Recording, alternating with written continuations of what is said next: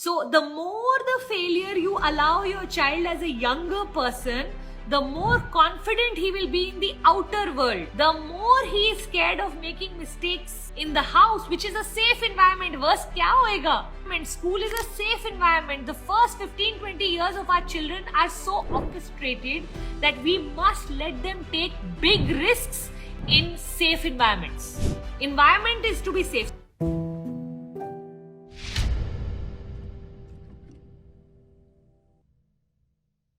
To make a kid emotionally and mentally strong. I think for me, one of the ways that I work with children whenever I have to is giving them the permission to make their own decisions, right or wrong. If you want your children to be emotionally and mentally strong, you have to let them build the muscle of decision making.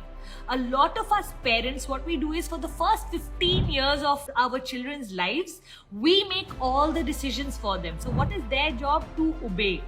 Now when they turn 15, 16, 17 and now we are saying you are a grown-up person, you should make your own decision, they didn't develop that muscle at all because we didn't allow it. When they wanted to wear the yellow t-shirt for the birthday, we said, "Chhi, wo to gandi hai, green pehno." And we have made all their decisions for them. So if you want the child to be emotionally and mentally strong, first allow them their decision making. Then allow them to make mistakes. I think one of the things as parents we do is कि mistakes करने क्यों देनी है इनको जब हमारे पास इतनी wisdom है, let's put our wisdom onto our children. No. I would rather your child not study, fail, learn the lesson and study next time, then you force him to study every time the test happens. Once and for all, let him fail. No, I used to always tell my children, नहीं पढ़ना मत पढ़ो, fail हो जाओ. एक बारी class repeat करोगे, अगली बार खुद अक्कल आ जाएगी. Now I know what I'm saying can be extremely controversial for a lot of you because, your child's marks are actually your marks.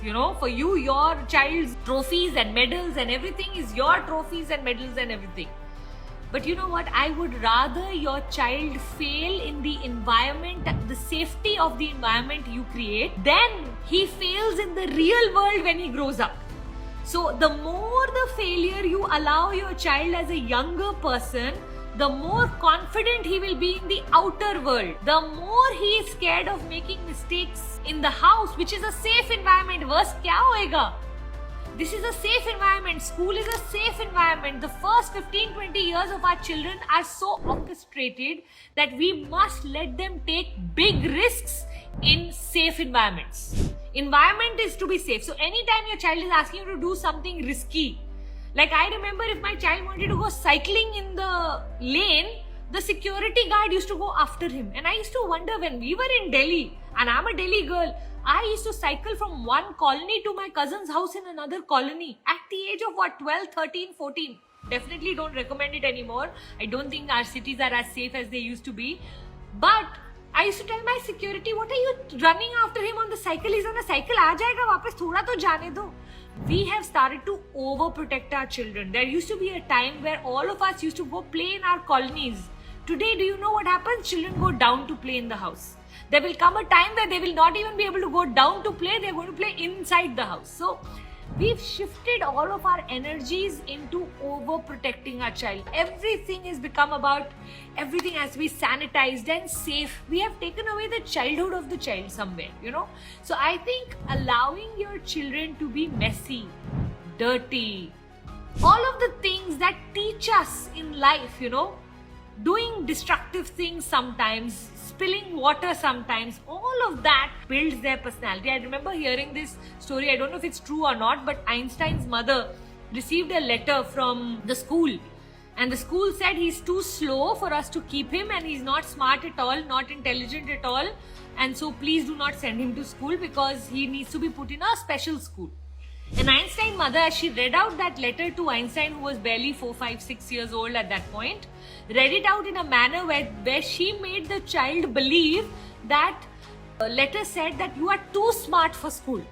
That we are not able to cope with him because he has such a unique way of thinking and he's so intelligent and you're so smart that, we won't be able to keep you in school. So from today onwards, you will not be going to school. I will train you. And she changed that whole thing around. Can you imagine the kind of upbringing a child would have if the child actually believed? I'd heard this sentence, which I always love, is that it's not that the children don't believe us when we abuse them, it is that they actually stop believing in themselves. It's not that they don't believe us, it's that they stop believing in themselves. So putting that belief into the children when they are emotionally, and if you want them to be emotionally and mentally strong, so important. Having said that, honestly, as parents, we are all trying our best. So I also always say that you will always leave your children with parent wounds. Know that also. Even if you did your best, my children today can turn around and say, Mom, but you didn't do this and this, which is true.